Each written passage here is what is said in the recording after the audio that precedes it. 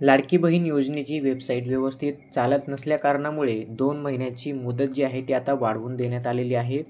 सर्वांना ई-के-वाय-सी करणे कंपल्सरी आहे. तरच तुम्हाला या योजनेचा लाभ मिळणार आहे. जर के-वाय-सी नाही केली तर तुम्ही या योजनेतून बाहेर होणार आहेत.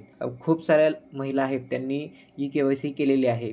आपण केलेली ई-के-वाय-सी ही सक्सेसफुल झालेली आहे की नाही हे आता आपण ऑनलाईन पाहू शकतो. ऑनलाईन कशाप्रकारे पाहता येणार आहे हे तुम्हाला मी या व्हिडिओमध्ये सांगणार आहे. तर चला व्हिडिओ सुरू करूया.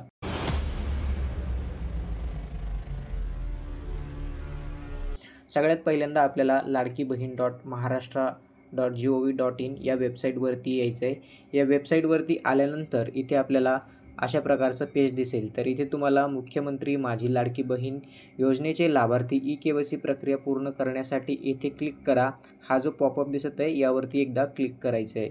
यावरती क्लिक केल्यानंतर तर या ठिकाणी आपल्याला लाभार्थी महिला जी आहे तिचा आधार कार्ड क्रमांक टाकून घ्यायचं आहे.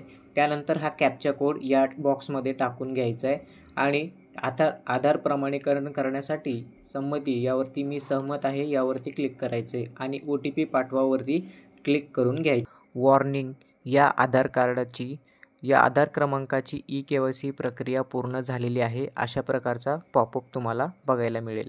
म्हणजेच तुमची ई-के-वाय-सी इथे पूर्ण झालेली आहे. आता तुम्हाला काहीही करायची गरज नाही.